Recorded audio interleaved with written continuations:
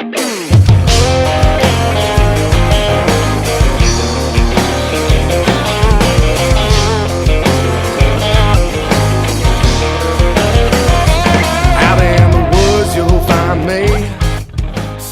to Nothing Finer. I'm your host, Rick Beach, along with Austin Island. Coming to Georgia, coming off a 21-0 win and some sloppy, wet, cold conditions up there in Athens. Wind blowing at 14, gust up to 20, I think they said. Got the 21-0 lead. Really Kirby doing what Kirby wanted to do, was just run and lean on them. Defense forced a mistake. Special teams forced a mistake, took advantage of it. Also, what'd you make out of it? I know there's a lot of noise coming out about how it was, but what'd you think about it? Just obviously nobody's going to be happy with going in 0-0 halftime. But, you can't judge a game based on going into a half. You look at the full game, come out in the third quarter, stall out on the first drive, and then the defense kind of pipes up a little bit and causes that shank. And then once they made that one mistake, then that was all Kirby needed. He went right over to the offense and said, let's go. Everybody picked up the pace, and Swift kind of put the team on his back from that point forward. And, I heard after the game that Andrew Thomas said at halftime him and the line got together and they just wanted Kirby to just put the game on their shoulders. And, they did that. And so I'm definitely proud of the way they grinded and just kept mashing. And, the way we kind of started moving outside with the runs a little bit. And, Jake did what he had to do. Jake did what was asked of him. So for people coming at Jake about this game is just kind of crazy to me, because why? When you're doing something that's working, why are you so transfixed on wanting to sling it around, when what you're doing is working? This is what we haven't been running the ball well, which has been causing a lot of the problems we had at South Carolina, because we were not running the ball well. So for us to come out and prove that we can still do it our way is huge in my eyes. Yeah, you can see what Georgia's game plan was: just go slug it out and see who flinches. Yep. And Kentucky flinched, had the shake punt. I think it was the very next possession, J.R. Reed knocked the ball out, LeCount got it. And that was the first two times we had the ball across the 50. And bam, bam, we scored. It was 14-0. And both teams are you're miserable. You're wet, you're cold. But when you're losing, it's even worse. It's even worse. So once you put that on Kentucky, it was Katie bar the doors. You could tell it was over with after. You couldn't throw in the conditions, especially Kentucky was having trouble already with Lynn Bowden in there. Yeah. So Georgia knew what they needed to do to win the game. And Kirby's not concerned with how many points he can score. Right. It's do what it takes. It takes what it takes is what he said in the media days. Exactly. So what it takes to beat Kentucky. And when people say, well, that ain't going to beat Florida. Well, they wasn't playing Florida. They weren't playing Florida. That ain't going to beat Alabama. They weren't playing Alabama. Exactly. They did what it took to beat Kentucky. And I don't have an issue with it. We saw yesterday in the NFL, the 49ers got a top 5 total offense. They're 0-0 at halftime and scored 9 points. Yeah. Weather conditions in D.C. were similar to the way it was in Athens. And it was just a constant rain. Yeah. So for Georgia, you win 21-0. Your defense was dominant. Totally elite. They were dominant against the team. They're supposed to dominate. Yeah. There's no passing game. They knew what they had to do. And they shut it down and pretty much said, put the game on our shoulders. Yep. And they did. And I have no problem with the way Kirby and that team took it over. Yeah, totally. And kudos to Rich LeCount scooping up the turnover. Glad to see him getting back on the positive side of things. And, I really want to see him get a couple more turnovers as we go. I think he'll be super important for the stretch run coming up, and we had some missing pieces still out too. It was good to see Solomon Kinley back in the game. And the commentators brought this up during the game. I know he was there, so you didn't hear it. But when Solomon and Thomas are in the game at the same time, the success rate to that side of the line running is like over 80%. Like, it's just super explosive. So I think that's a huge piece. I think getting Lawrence Cager back for Florida will be a huge deal. So I think coming out of this game is really just, it's a good team building win. It's a way to go into a sloppy environment. Things aren't going your way. You had a bad week last week, and then you come in and things still aren't going your way for the first 30 minutes of this game. And, they do exactly what Kirby wants them to do, just keep chopping wood, and then you broke their back. And that's just how it goes sometimes. Yeah, I'm kind of thinking this team might get that chippiness to them. Because they lose to South Carolina. They struggle in the first half against Kentucky. The boo birds come out. People can say what they want. That's that play call. You don't need to boo. Now, I understand you paid your money. Do what you feel you need to do. If you think booing is, but the player's going to take it personal because they look at it. If they execute the play call, you wouldn't be booing. Yeah. So well, every time DeAndre Swift scored a touchdown, they cheered so loud. But if they're running on third down, all of a sudden they're booing. But when we run and score, now all of a sudden you're so happy. Yeah. So I mean, the players feel that. Yeah. And it might just kind of get us against everybody mentality. Absolutely. And the 2014 Ohio State. Yeah. They had the us versus everybody, us versus the world all over the place. They lost by 14 to Virginia Tech, who went like 7-6. Then they make a run through because of that attitude. And I'm thinking Georgia in that second half kind of had that to them, that cheapiness to them. Yeah. And if we can keep that rolling, get down to Jacksonville, where the FPI has us losing to Florida, so it kind of you could use some of that stuff because all year, and we've been guilty of it as much as anybody. Absolutely. How dominant Georgia's going to be, how good this Georgia team is, and they are really, really good. Yeah. But they've just kind of lulled into this situation where they got to bounce out of it. And yes, coaching could improve on offense. Yes, play calling could improve a little bit on offense. But execution has to improve. I haven't been impressed with the tight ends blocking on some of these short passes. Warner or Eli Wolf missing blocks, blows up the play behind the line of scrimmage. Now you're behind the chains. Now the play caller's an idiot. So you kind of look at it where play calling has had some hiccups. Yeah, but execution hadn't been there either. Yeah, and absolutely. And it's about these wide receivers. They need to get off their blocks or they need to get off and get open as quickly as possible. They're not being able to get separation deep down the field. And I think, some of that will change when Cager comes back, and they'll have to, scheme up a little bit to stop Cager because of the film he's put out and because of the things that he's able to do. But, a lot of people on Facebook want to, in these Dog Nation groups and a lot of dog fan groups, they want to push back on Coley.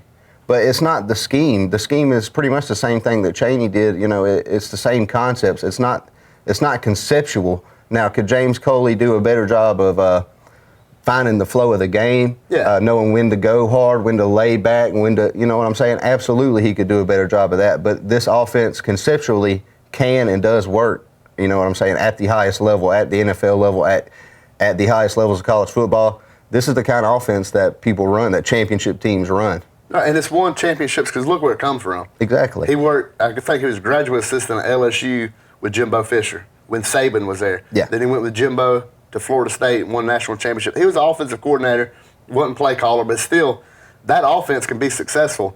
And it's always, at Miami it wasn't as successful, but the talent wasn't there. And at Georgia, he has the talent. But as you said, he's got to mix it up a little bit as far as getting a flow. His flow don't seem where it needs to be. And maybe with this off week and, seeing how they can do, our defense matches up against Florida's defense. So seeing this defense in practice, we know Grantham's going to block and he's going to blitz. Obviously, we know the corner blitzes are coming.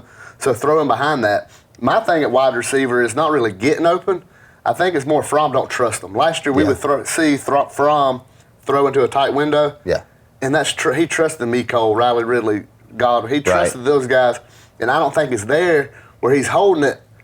And it could be there if he throw him open. Yeah. And he's not doing that. And I think it's a trust issue. He trusts Cager. But for some reason, D-Rob, we know Tyler Simmons, the dropping overtime, that hurts the quarterback's trust. Yeah, absolutely. Matt Landers didn't run the route, the back shoulder route led to a pick. That hurts the quarterback's trust. He's got to trust some of these guys. Pickens, we can see he has that trust with him throwing it up there. But some of these breaks, your wide receivers aren't always going to be wide open. Right. Alabama throws at the wide open guys on slants and using their speed. And Georgia's offense is not going to be like that. Yeah. You have to make a throw in a tight window. Yeah. And until he trusts them wide receivers, he's going to hold on to the ball too long. He had some guys getting open last week, but the trust wasn't there. Now, it was a lot to do with the weather, but also I just don't think it's there. We saw in South Carolina why he don't trust some of these guys. Yeah. So if he can get that trust in these next couple of weeks with maybe a Dominique Blaylock or Beatrice Robertson to go with Cager and Pickens, I think our offense would get back on track. And right now, we're just going to have to keep taking a beating with the national media and even with some Georgia fans. Yeah, and, totally. Fans jump on Coley because it's low-hanging fruit. Yeah, it's the easiest thing to do. The easiest thing to do is attack the offensive coordinator. Yeah. But when you look at the schemes, you look at the plays, you look at what's available, some of the plays are there. Execution's not. Yeah. And, whether it be the offensive line, Trey Hill got dominated against USC. That's not Coley's fault. He's got to call the plays he's got. Yeah. And if it's worked for you all season, it's hard to go away from it. And so I think we'll be fine on offense. I don't think we'll set, any records. We're not going to be at 50-something, but we don't have to. No. We play defense. Alabama's defense struggled. LSU's defense has started to struggle a little bit. Our defense is getting where Kirby wants it to be. Am I a fan of the 2008, 2009 offense kind of style of football? Not really. I like to be like everybody else, but I get it. I understand what Kirby's doing, and I have faith in Kirby that we can win with this. Yeah, and I do too. And, I'll say I am a fan of this offense. This offense is built to be successful, like at any level, like right. from Pop Warner to high school to college to NFL. These are the concepts that football is built on, man. It's not, there's none of this empty set, slinging around. You score in 4 plays, and then your defense is out there for 100 plays, and they get roasted and toasted. You give up 30 points to Vanderbilt. That's not what this team is about. And I think that a lot of the hate coming for Coley right now is like you said, low-hanging fruit. But it's more like this is not. Georgia fans are mad because of their ego. This isn't got nothing to do with what's on the field happening. This is, man, Alabama and LSU score 50 points a week, and then they get on Facebook and Twitter and they run their mouth. And I want to get on Facebook and Twitter and run my mouth. How come we're not scoring 50 points? I'd like to see that. Everybody would like to score 50 points. Yeah, but it's not feasible for everybody to score that kind of offense. And you don't want to look at this. In 2017, and Logan Booker was talking about this the other day. Somebody said football's not going to be fun anymore after this. 2017 was going to be it was a Bama fan telling the Georgia fans this is the last year that's going to be fun, and that's 100% correct. Because Georgia fans are fighting amongst each other after a 21-0 win in the SEC. Go back to 2015. I would have loved it. We'd have loved it, but here we are now fighting amongst each other over a 21-0 win. Yeah. And really, truly, this offense, what you were saying, it goes back any condition you can run the ball. If you can run it in the snow, you can run it in the rain, you can run it on a sunny day. And that's where Georgia's at, where if it rains against, when LSU and Alabama play, you don't know what you're going to see because now these passing offenses are going. And talking about Alabama, what do you think about Tua's ankle opposite injury from last season? Yeah, that's scary. That's scary stuff for him. We know he took the left one during the SEC championship game last year, and it put him out. And they're saying he's going to be back by LSU at the earliest. I think the fastest doctors have heard of this injury recovering is about 2 weeks. So I think that's about 2 weeks away from now or 3. But, without Tua, Alabama's a much different team. Mac Jones is kind of reminiscent of like an A.J. McCarron. He's not going to probably put you in any bad positions. He's just going to do what he's got to do. You lose the scramble in effect. Yeah, you lose the scramble. You lose the escapability. Anyway. Tua ain't going to be wanting to run around against LSU. LSU's going to want that. And, Alabama's going to want to protect them at all costs versus LSU because if you lose them again, then he's out for the rest of the year, and then you got nothing. You go to his little brother, but we all know that his little brother's not as explosive. If he was, he'd be the second string instead of Mac Jones. You know what I'm saying? So it's not a totally different team. They did lean more on Najee Harris, which he did a pretty good job. But Tennessee kind of got gassed out. They played a lot of plays. They go back to their roots. They just go back to what Nick Saban does, which is what Kirby Smart's doing. Exactly what I'm saying. So now if Tua goes out and then Alabama goes and wins out with Mac Jones and the same type of offense that we're running right now, then all of a sudden is our offense dumb and don't work? You know what I'm saying? No, because if Tua's out for any extreme length of time, you're going to see Alabama go to what Georgia's doing. It's going to be running the ball. And Georgia lines up a shotgun to run the ball a lot. That's kind of the new thing in football. People talk about a fullback. Yeah. And that started with Bobo. They switched to an H-back, which is an extra tight end. Well, it's just wanting to get people out to the wing, get them in more space. Get them in more space. We run 12 personnel all the time. All the time. And, yes, you could look at Georgia's offense. If Tyler Simmons is out there with 12 personnel, it's a run. 12 personnel is one running back, 2 tight ends, by the way, if anybody's wondering. And that's how Georgia's, the predictability's there. Yeah. And that's what needs to mix up because I don't think nobody is in the country on defense is going to be scared of Tyler Simmons. No, absolutely not. So you know it's going to be a run. You could, crank it up a little bit. Yeah. And, that could kind of go around. That's the predictability that I see. Yeah. And that really is going to be a run up the middle. You got to run up the middle to run on the outside. Yeah, you got to. You can't abandon the power run game. And once you do that, you end up in a game like LSU last year. Yeah. Or South Carolina 2 weeks ago. You put too much on the shoulders of Fromm, him throwing it 50 times. It's just not going to work, man, because these receivers are good, but they're not elite. And you're predictable one way, you're predictable the other. So when you abandon the run, they know you about to pass. You know what I'm saying? So, I mean, I can see, like I said, we get the bye week, and, the offense has a chance to get it together. Now, if we go out to Jacksonville, lay an egg, then there's a problem. Because Kirby needs this win to set that he owns this rivalry. Mark Richt lost to Florida more often than he won it, and that's what loses you with the boosters and the fan base. 3-1 against Florida is a whole lot different than 2-2. Absolutely. It's easier to say, I'm 3-1, I've won 3 in a row. We've taken over this rivalry in recruiting and on the field. Yeah. Right now, Kirby needs this for Kirby, but for the university needs it to win the East. This is the game that, the pendulum swings. So we still got tough SEC games ahead, and Florida really don't. They got Missouri. Yeah. We got Missouri, Auburn, and A&M, which all three are tough, going to be tough games. Yeah, and it's a tough stretch. And I think you're right. If we come out and the offense doesn't look any more explosive, even though we were pretty explosive in the run game. We obviously want to see more explosivity all around. If we come out and lay 17 points and James Coley just ain't getting it done, then I think that's a good time to say, all right, well, there's obviously an underlying problem with something, from the top down with this. So, but, I just don't see that happening, man. I mean, I think this game Saturday was a new beginning. We've seen different things Saturday than we've seen all year. We've seen the outside run game start to develop Saturday. And, we've seen Jake Fromm and Pickens. They had some connections, even though it wasn't many and not for many yards. But I think every time Jake and George connect with each other, that's getting closer to them being on a more bonded level, more trust, like you were saying. You know what I'm saying? So that's what it's all about to me. It's growing at this point. And on that outside run with Brian Harrion, if you look at that formation we came out with, we had Cade Mays playing like at tight end. So we had Mays, Isaiah Wilson, and Cleveland, and we run to that side, and that's just a road grader. I mean, that's what we got to do. And that's kind of leaning on, we know the tight ends are struggling to hold blocks. Yeah. So Coley mixed that up. 2015, we scored 9 points against Missouri, go into a bye week. Mm-hmm. We go to Jacksonville and only score 3. Yeah. That's the kind of thing we can't have happen. Yeah. Fans want to see that there is changes being made. And play calling probably ain't going to be the change. Yeah. It's going to be, it's going to be at the player level, execution. Execution and the attitude. Georgia needs to have an attitude. Right now, against South Carolina, they kept saying, well, we always make a play. Yeah. Somebody's going to step up because they always do. Fromm's going to throw a touchdown, and it never happened. Yeah. And it just... You can't get that. It has to be, I'm going to make it happen right here. And we saw a good example of that with DeAndre Swift against Kentucky. Yeah, he made it happen, and he's stepping up. Just give me the ball. Yeah. Give me the ball, and I'll do it. And he ran it up the middle to the outside. Whatever you need me to do, I'll do it. And I think the Boo Birds kind of motivated him. Yeah, he has some choice words for them guys after the game, too.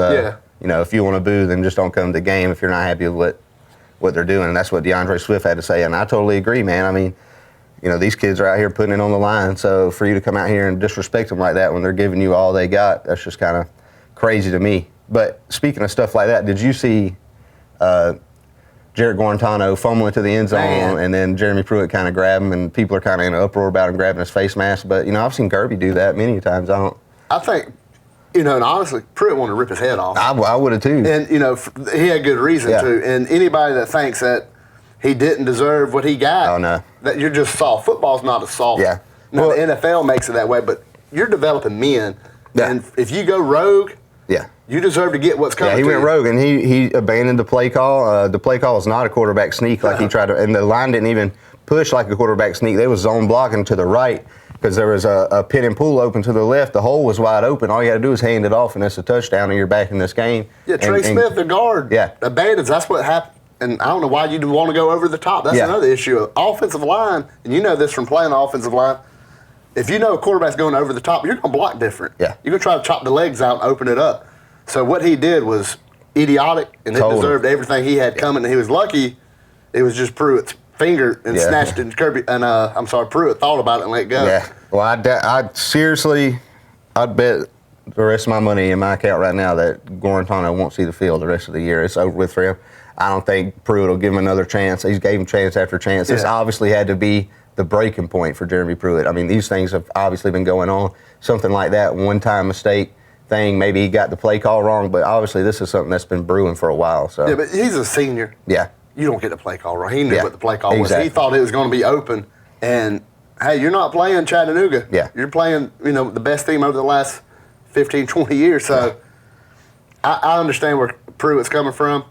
And I just think people want a reason to fuss. Everybody's going to have softness part of the political correctness in America. And I don't agree with it, but Twitter's filled up with people like that. Just totally, man. But I loved it. I was glad Jeremy did it. I really like the fight that Tennessee showed in that game. I think Jeremy Pruitt is starting to build something here. Yeah. I think the East is getting better. I think South Carolina has proved that they've starting to improve, even though they did take the L against Florida. Man, they hung in that game. They made it tough. They had a few bad calls go their way, go against them. The holding call down the sideline, so.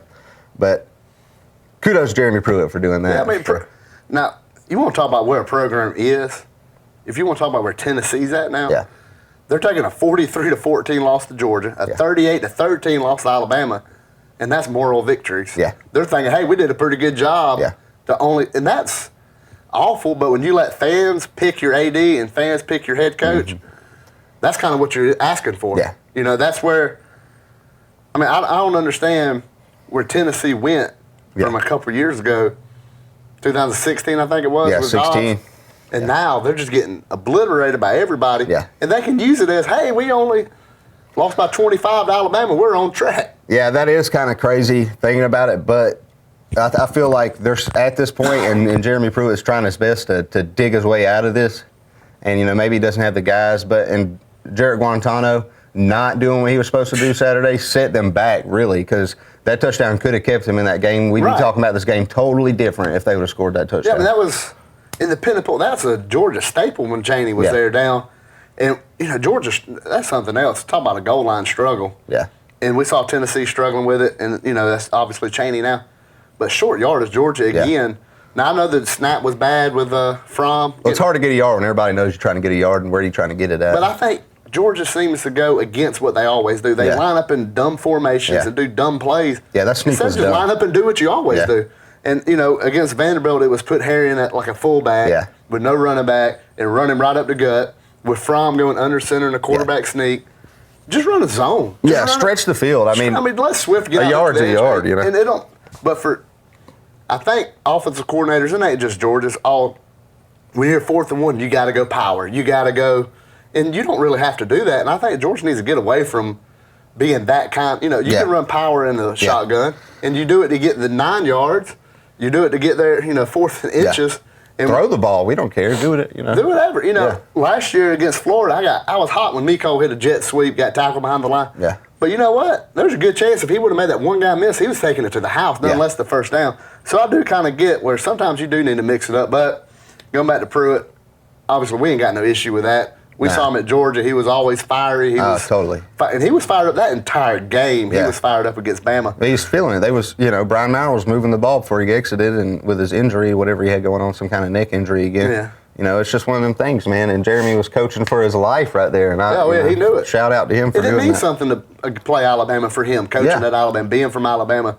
That meant something. You could see it meant something. Yeah. And to Tennessee fans, that should mean a lot to you that you have a coach that cares that much. Yeah, I think it does. And what I've seen on social media after the game, I think, they were pleased with his passion at least. So, that's good moving forward. Because they haven't had that. Yeah, no, not at all. Butch Jones didn't bring that. No. Derek Dooley didn't bring that. Yeah. Pruitt brings the heat with that. And I like it. Obviously, at Georgia, we have this. And Kirby's a little different because he is a Georgia guy. Yeah. He's born and bred, played there.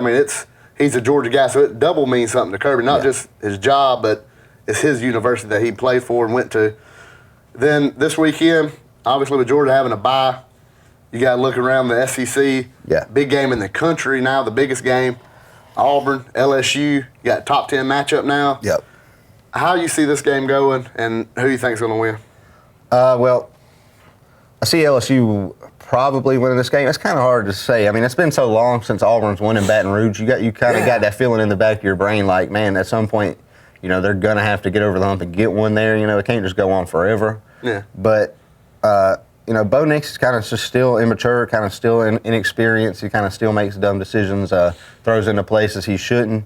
And it's just, you can't go into Baton Rouge with a guy like that who, when he's good, but when he's bad, he's really bad, and get a win. You know what I'm saying? It's really hard. He can't play half as bad. He has to play 100 times better than he played at Florida. Yes. Because what he did at Florida was that was embarrassing for Auburn and for them not to put Joey Gatewood in. Yeah. So I have to think this weekend, if they start having a hiccup, they got to put Gatewood in there, or else the wheels are going to fall off. Because then the team could lose faith in the coach, going, well, you got Gatewood, you don't even try him. Then you start talking about transfer portal for Gatewood and all this other stuff. But I kind of, like you said, it's been 20 years since they've won in Baton Rouge. Yeah.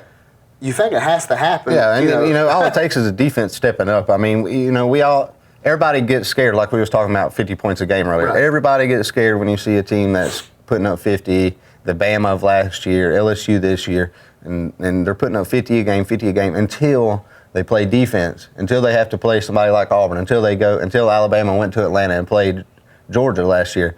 These teams put up these monster points, and then they get up into a game with people on the defensive side who are just as talented as their offensive weapons, and that's when they run into a problem, and they can only score 24, 28 points. And I think if Auburn can do something like that and force Joe Burrow into some pressure, turnover type situations, and short field, I think field position battle is going to be huge. Like if they can keep LSU back and get them to punt and win the field position battle and run it with Gatewood. I want to see Gatewood. I want to see QB draws, a lot of Cam Newton style stuff, man. And I think they can keep it close enough to maybe where it's a field goal game at the end, maybe, and try and pull one out. If you keep it close, you never know what's going to happen. Yeah. And you don't know how LSU would react. Yeah. Florida managed to keep it close and then just ran out of gas there late. But you can't get in a Big 12 style shootout with LSU. The clock. You got to keep that offense off the field. Yes. And that's not really a Gus Malzahn staple. He's not. His offense is never a grind it, run the clock down. It's high pace, but they're going to have to slow it down some because if you don't let LSU's offense on the field, they can't score 50. Yeah. And, we've seen it before. We know Auburn's defense is good enough to hold them below 30 points. I think they can hold them in the 20s. Yeah, I think they just got to make this game nasty, ugly, dirty. But they can't keep the defense on the field because they're going to burn out. Yeah. And then LSU run away with it. The other game, nationwide, Ohio State, Wisconsin, lost a little luster with Wisconsin losing to Illinois over the weekend. Yeah, it wasn't good. But is there a chance now Wisconsin, coming off that loss, could roll in and beat Ohio State? No, I don't think so. I think they got exposed. I think Illinois exposed them for what they really are. It's just Jonathan Taylor show, and then without Jonathan Taylor, you got nothing. And I think Justin Fields will probably drop 35, 40 on them. Yeah, I think Illinois is bad. Yeah, they're not real bad. They're bad defense, and they shut that run down, and really Wisconsin didn't have no other answer. Yeah. Then late in the game when Wisconsin needed a stop, they couldn't keep them out of it. They got an easy field goal. I see Ohio State, because there's hype around this game. Yeah. I think the only way Ohio State loses is like last year when Purdue beat them, or like with Georgia losing South Carolina. It's going to be a game. Well, I think the Penn State game will have something to say. There's no hype. Now, that's a game later on. Yeah. And I think it's in Happy Valley this year. I don't know. I don't know. But, they could lose that game, then I don't know who they'd get. Right now, Minnesota looks like they're winning pretty good. They're undefeated. Yeah. Maybe they'd get them in the Big Ten championship. So you're looking around, but that's all the time we got this week. He's looking up the Ohio State-Penn State game. You go to Twitter, @NothingFinerPod, Facebook.com/NothingFinerPod. We're on iTunes. You can check us out on the website, NothingFinerPod.com. Get there. We got archives. We got all kind of cool stuff. Maybe some big things coming in the future. So you look us up on there. Austin, did you find it yet? Nope. Still ain't found it. There it is. At Ohio State. It's at Ohio State, at the Horseshoe. Yep. I think Ohio State runs the table because I don't think nobody's going to sneak up on them. It's all the time we got. God bless. Go Dogs.